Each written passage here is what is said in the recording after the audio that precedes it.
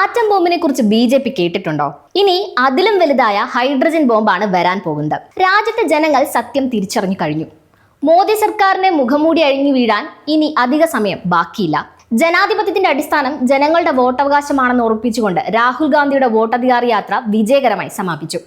കേന്ദ്ര സർക്കാരിനെതിരെ വോട്ട് കവർച്ച ആരോപണം ഉയർത്തി ലോക്സഭാ പ്രതിപക്ഷ നേതാവ് രാഹുൽ ഗാന്ധി 16 ദിവസമായി നടത്തിവന്ന വോട്ടർ അധികാര യാത്രയുടെ സമാപന ചടങ്ങിൽ ആയിരക്കണക്കിന് ആളുകളാണ് പങ്കെടുത്തത്. വോട്ട് ചോരി എന്നാൽ നമ്മുടെ അവകാശങ്ങൾ, സംവരണം, തൊഴിൽ, വിദ്യാഭ്യാസം, ജനാധിപത്യം എന്നിവയുടെ മോഷണമാണെന്ന് സമാപന ചടങ്ങിൽ രാഹുൽ ഗാന്ധി പറഞ്ഞു. ബി.ജെ.പി ജനങ്ങളുടെ റേഷൻ കാർഡും ഭൂമിയും തട്ടിയെടുത്ത് അദാനിക്കും അംബാനിക്കും നൽകുമെന്നും അദ്ദേഹം വിമർശിച്ചു. വോട്ടധികാര യാത്രയ്ക്ക് ലഭിച്ച ജനപിന്തുണയ്ക്കും അദ്ദേഹം നന്ദി പറഞ്ഞു. താൻ മുൻപ് നടത്തിയ വാർത്താ സമ്മേളനം ഒരു ആറ്റം ബോംബായിരുന്നെങ്കിൽ അതിനെ വെല്ലുന്ന ഹൈഡ്രജൻ ബോംബാണ് ഇനി കൈവശമിരിക്കുന്നതെന്നും രാഹുൽ ചടങ്ങിൽ പറഞ്ഞു. ആറ്റം ബോംബിനെ കുറിച്ച് ബി.ജെ.പി കേട്ടിട്ടുണ്ടോ? ഞാനത് വാർത്താ സമ്മേളനത്തിൽ കാണിച്ചതാണ്.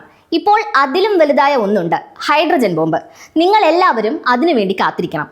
വോട്ട് മോഷണത്തെക്കുറിച്ചുള്ള സത്യം രാജ്യത്തെ ജനങ്ങൾക്ക് മുന്നിൽ വെളിപ്പെടും. ഹൈഡ്രജൻ ബോംബിന് ശേഷം രാജ്യത്തെ ജനങ്ങളുടെ മുൻപിൽ തലകുനിച്ച് നടക്കേണ്ടുന്ന അവസ്ഥ മോദിക്കുണ്ടാവുമെന്നും രാഹുൽ മുന്നറിയിപ്പ് നൽകിയിട്ടുണ്ട്. മഹാത്മാഗാന്ധി കൊലപ്പെടുത്തിയ അതേ ശക്തികളാണ് ഡോക്ടർ ബി.ആർ. അംബേദ്കറുടെയും മഹാത്മാഗാന്ധിയുടെയും ഭരണഘടനയെ തകർക്കാൻ ശ്രമിക്കുന്നത്. ഇന്ത്യയുടെ ഭരണഘടനയെ തകർക്കാൻ ഞങ്ങൾ അവരെ അനുവദിക്കില്ല. ബീഹാറിൽ ജനങ്ങൾക്കിടയിൽ വോട്ട് കള്ള, സിംഹാസനം ഒഴിയൂ എന്നൊരു പുതിയ മുദ്രാവാക്യമുണ്ട്. ചൈനയിലും യു.എസിലും പോലും ആളുകൾ ഇത് പറയുന്നുവെന്നും രാഹുൽ പരിഹസിച്ചു. തിരഞ്ഞെടുപ്പ് കമ്മീഷൻ തെളിവുകളോ ഡിജിറ്റൽ ഡാറ്റയോ നൽകുന്നില്ല. ഞങ്ങളുടെ ടീം 4-5 മാസത്തോളം ദിവസവും 16-17 മണിക്കൂർ ജോലി ചെയ്ത് വിവിധ സ്രോതസ്സുകളിൽ നിന്ന് വിവരങ്ങൾ ശേഖരിച്ചു. വോട്ട് മോഷണം എന്നത് കേവലം വോട്ടുകളുടെ മോഷണമല്ല, അത് അവകാശങ്ങളുടെയും ഭരണഘടനയുടെയും യുവതയുടെ ഭാവിയുടെയും മോഷണമാണ്. അവർ എല്ലാം അദാനി, അംബാനിക്ക് നൽകും. ബീഹാറിലെ ഇരട്ട എഞ്ചിൻ സർക്കാരിന്റെ ഒരു എഞ്ചിൻ കുറ്റകൃത്യത്തിലും മറ്റേത് അഴിമതിയിലുമാണെന്ന് ആർ.ജെ.ഡി നേതാവ് തേജസ്വി യാദവ് പറഞ്ഞു. നിരവധി പേരുടെ പേരുകൾ വോട്ടർ പട്ടികയിൽ നിന്ന് വെട്ടിമാറ്റുന്നുണ്ട്. വളരെ തന്ത്രപരമായി നിരവധി കള്ളവോട്ടുകളും ചേർക്കുന്നുണ്ട്. ബീഹാറിൽ പ്രശ്നങ്ങൾ സൃഷ്ടിക്കുന്നവർക്ക് തക്കതായ മറുപടി നൽകണമെന്നും തേജസ്വി പറഞ്ഞു.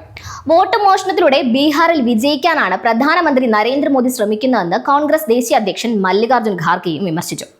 ഓഗസ്റ്റ് 17 ബീഹാറിലെ സസാറാമിൽ നിന്ന് തുടങ്ങിയ യാത്രയിൽ വൻ ജനപങ്കാളിത്തമാണ് ഉണ്ടായത്.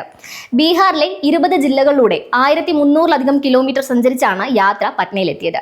പട്നയിലെ ഗാന്ധി മൈതാനിയിൽ ആരംഭിച്ച സമാപന പദയാത്രയിൽ ആയിരക്കണക്കിന് പേരാണ് എത്തിയത്.